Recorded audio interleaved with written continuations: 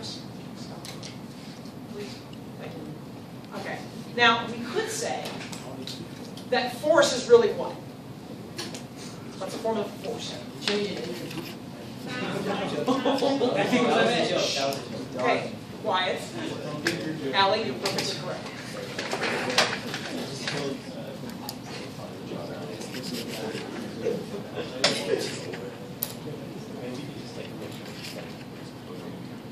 Okay. And then we could say the normal force is really for a flat surface is equal to what? 10 times speed. 0. Right. This is case 2. This is case 4. Okay.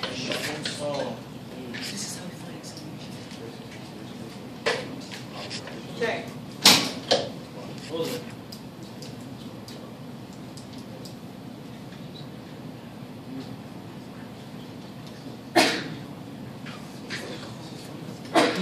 Once you have the acceleration, and I gave you distances, then you can use this equation.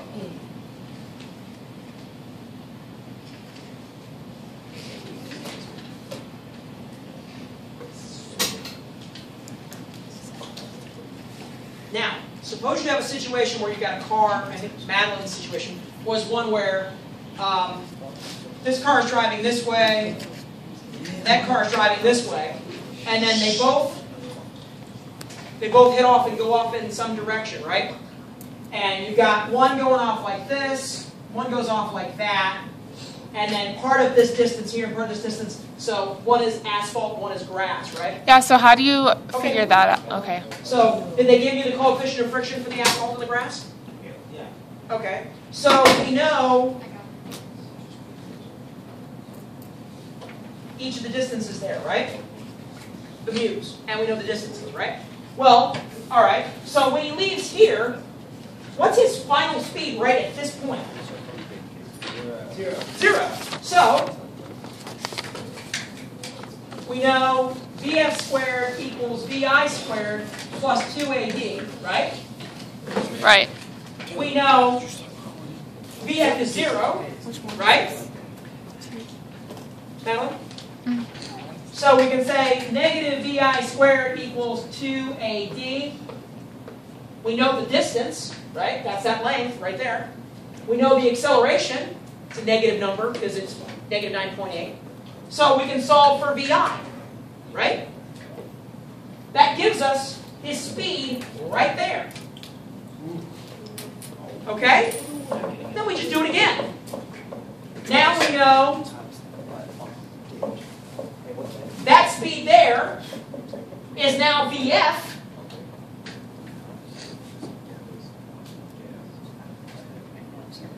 Again, we know 2A and D from the distance, and we know A from our little formula here. So we can solve for this part. We can solve for Vi again. That's his speed here.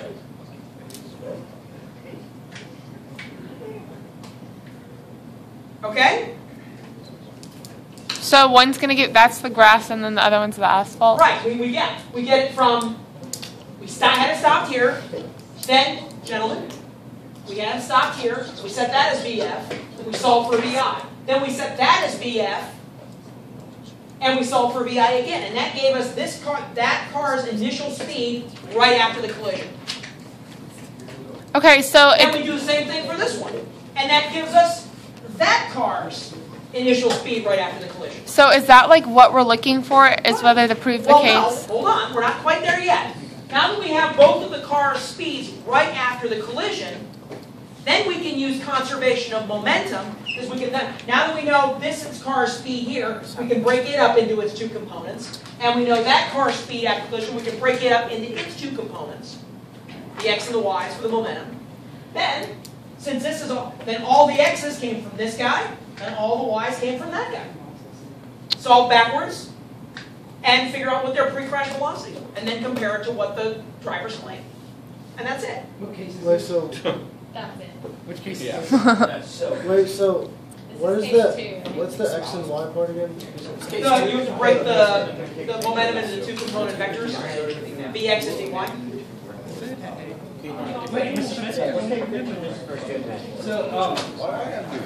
So I got one. The breaking up the components. We just need to. Hey Daniel, look at a picture of that. Like, how do you get the?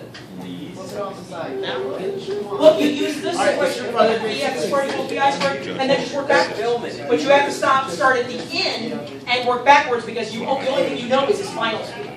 We don't get the vertical. Hey, can I have a okay with a solid picture? I got a real question. What is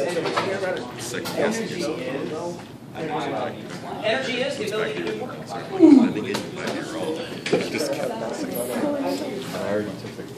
Well, okay, wait a minute. Now wait a minute. You know how I got this velocity and this velocity?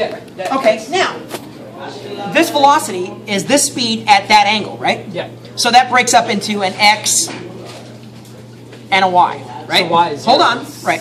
And then this breaks up into an x and a y, Where X is 0. Wait, what is that second part? the second car. Oh. See, before, Wait, so why does each car have its own thing? because they both went off at angles. They didn't combine together. Oh yeah, that's what we didn't understand was how there were two angles. Yep, because you have two different cars. But here's the cool part. Those two x's, right there, add them together. They come from this guy. Those two y's, add them together. They come from this guy. So How you do you do. get the X and Y? That's my question. You have the angles. They gave you the angles. So- once you have the pre-crash velocities, yeah, okay. then you just multiply them out and you get... And you yes! use trigonometry. Yes! Can I make... Oh my god. Okay, so it's really like two different equations, Yes. and then you're just adding them together. Yes. Okay. So once you do this and find the pre-crash velocities for both of them, then you break them back up into x and y's, add the x's together, they came from this guy, add the y's together, they came from that guy. And then what are you going to do with those numbers? Once you look at the number, once you get those two numbers, divide by the mass of this car, that'll give you the velocity of this car. Divide by the mass of this car, and that'll give you the velocity of this car compared to what the driver's claimed. Oh, okay. If he's got a velocity and he said, no, I was stopped when no, you had a velocity, dude. Okay. Because if you were stopped, this would be nothing. Okay. All right. Thank you.